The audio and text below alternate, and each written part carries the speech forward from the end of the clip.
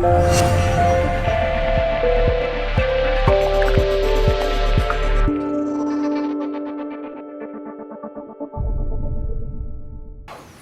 thank you very much for the introduction and the kind invitation to come here.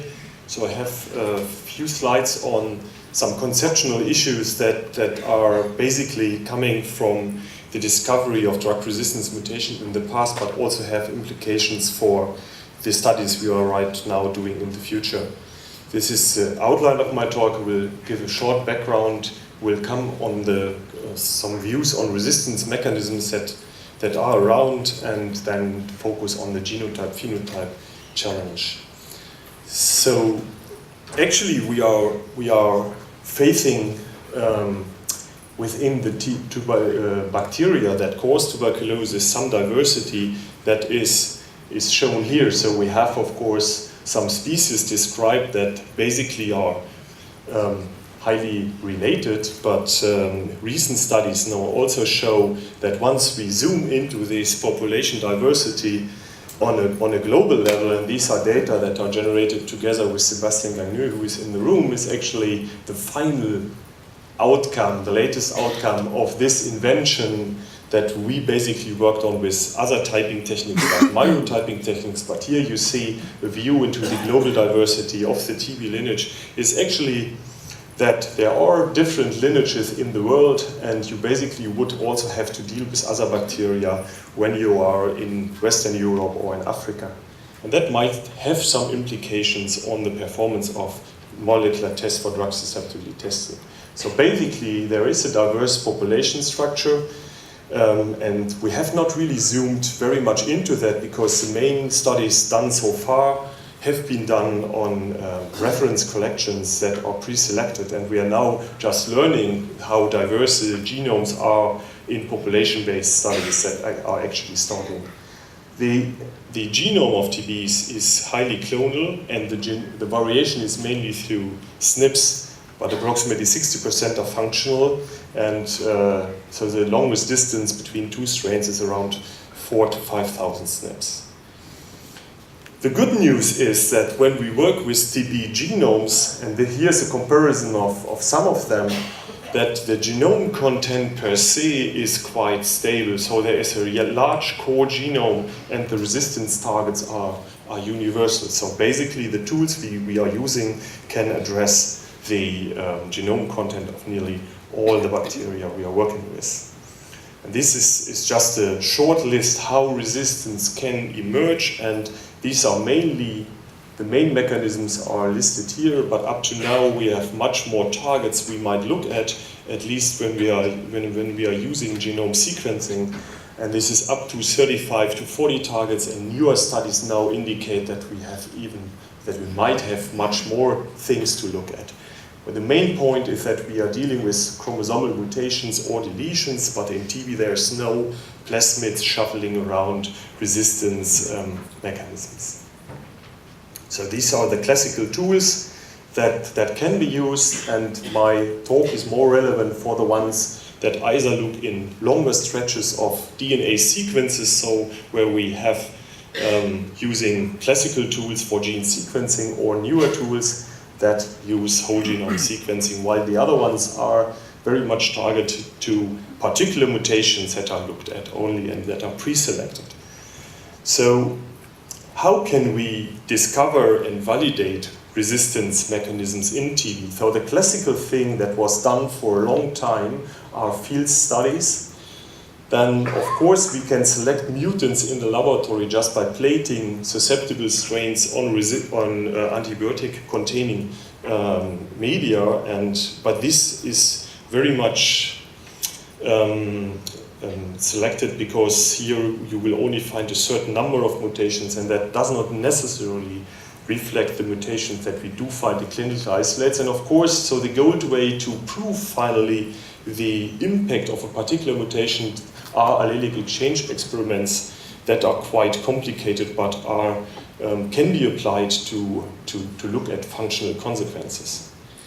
So when you look conceptually into field studies, so how can we find mutations that are likely to be involved in drug resistance, you basically sequence a number of resistant isolates and susceptible isolates, and then if you find a gene with a certain mutation in the resistant strain population that is not present in the susceptible ones, you would say, yes, this is a gene that is presumably associated with resistance. However, the main problem with the study design here was that we sequenced a lot of resistant strains, but only a few and not matched susceptible ones. So basically, and this has led to a number of problems with at least some mutations that were classified as resistance-causing variants, but were more likely to be phylogenetic variants that or just represent diversity in a certain number of strains. And I would like to give you some examples of that.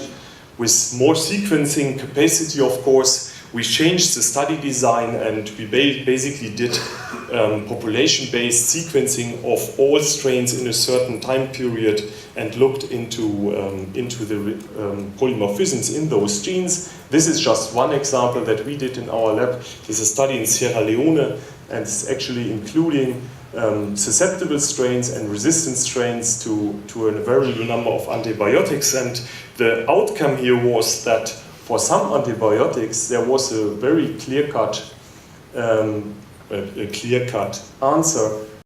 For others, like even in RPOB, there was a lack of concordance between the occurrence of particular mutations and the resistance phenotype, and that was especially also true for parasinamide, where you could of course find a lot of variation, but some of the SNPs were exclusively found in isolates that are tested susceptible. And so the reason why is a bit shown here. So there are actually mutations that cause either a lower MYC level in those isolates, or even do not lead to an enhanced MYC and are rather are not really resistance mutations, rather than phylogenetic variations that are specific for a certain group of strains.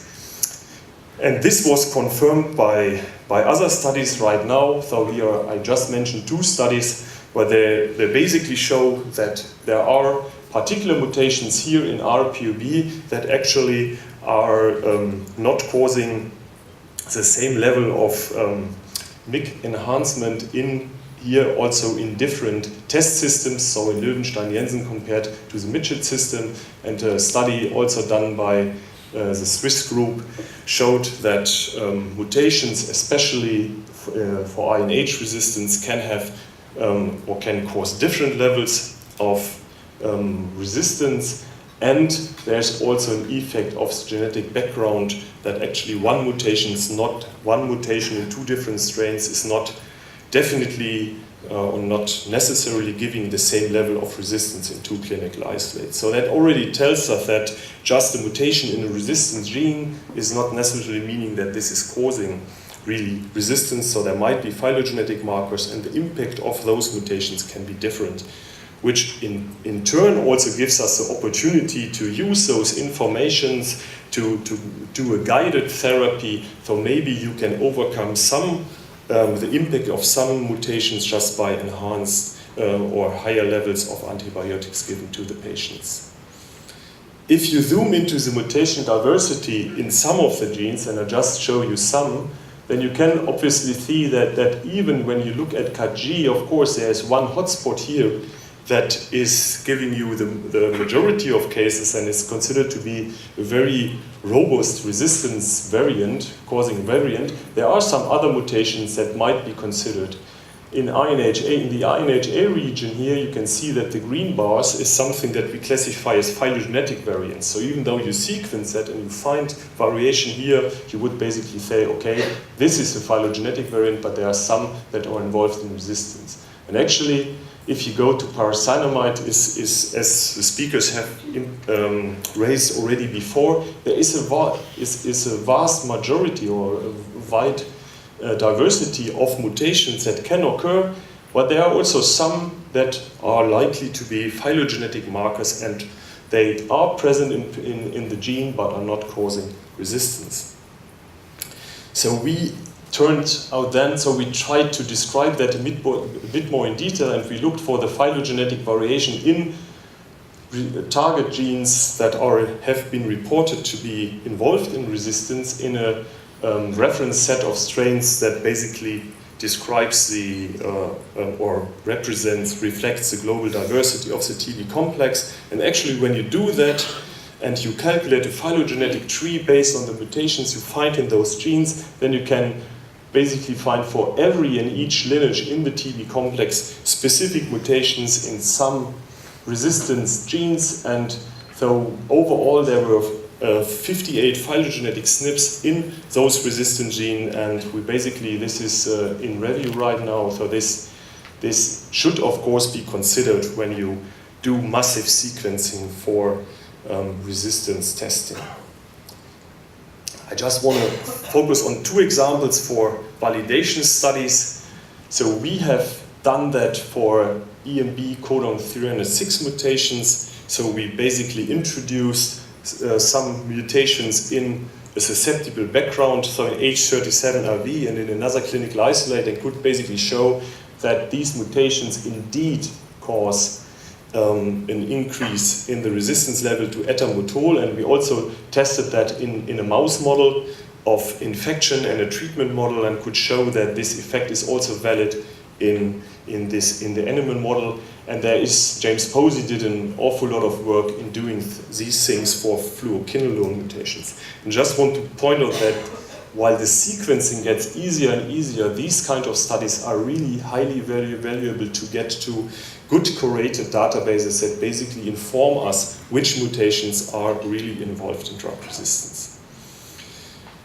There are discovery studies, and Megan Murray is just sitting here, and I would not say too much to that, but of course the next generation sequencing capacities give us a real powerful tool to discover new resistance targets or target genes that are involved in resistance. And this is just one study that just appeared in Nature Genetics. There was another one from a group from China, and they overall, I think, suggested more than 100 new targets that might be involved in one or the other way in drug resistance. And for all of this, of course, we would need good designed future studies to define the particular impact of a certain variant on resistance development. So can we then use next generation sequencing in principle? Is it specific enough to do so? And of course we have already learned that this can be done, and this was one of the first studies where we looked at 2 strains. One was susceptible and the other was resistant. Of course you could basically get the resistome, so all variants involved in the resistance out of this. And Claudio Köser has done the work, and he's also in the room, I guess. And he's also published another work on that in principle next generation sequencing is applicable to clinical specimens. However, the problem here is that you would basically get a high number of variants that are very difficult to interpret. Some of them are easy, but a lot of them are debatable. The good thing is that when you do next generation sequencing, you will simultaneously also get information that is useful for MolEpi, so for discrimination of strains for molecular epidemiological studies, and that, so with one technique you can of course address a lot of questions. How are we envisioning that? So the problem is actually the data interpretation and the data analysis, and we are actually working on a web-based service, on a web-based tool that can do that. So the software should be designed in a way that you have an upload, you get some quality control measures, so you can get the mapping, the variants, and after that you get a resistance output. And this is based on a database that contains a high number of variants, more than 400, that are encoded and can be read out by the system, and that should allow you an easy and validated analysis of NGS data. And of course, the phylogenetic variants, for example, are not in the system. There should be plain language reports for phylogeny and resistance, and this should, of course, be evaluated in future studies. So in summary, the molecular techniques we have are powerful tools for resistance detections. However, the phylogenetic markers in the TB complex strains are significant confounders and needs at least to be considered when you are doing large-scale sequencing approaches.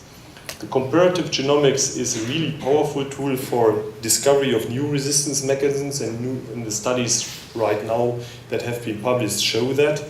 And next-generation sequencing opens the door for really completely new strategies for resistance-associated genome variations. However, the analysis is really complex and is not yet standardized. The data are not exchangeable, at least not easy, and there are no online tools or easy software tools that brings next-generation sequencing in the microbiological laboratory. So for that, we aim for larger strain collection, we aim for good curated SNP databases, and we hope that we can realize that in the future. I would like to thank my group in Borstel, all other collaborators, especially the other groups in Borstel, Sabine Röschgels, who is also here heading the National Reference Center, and all other funding agencies, and you for your attention. Thank you very much.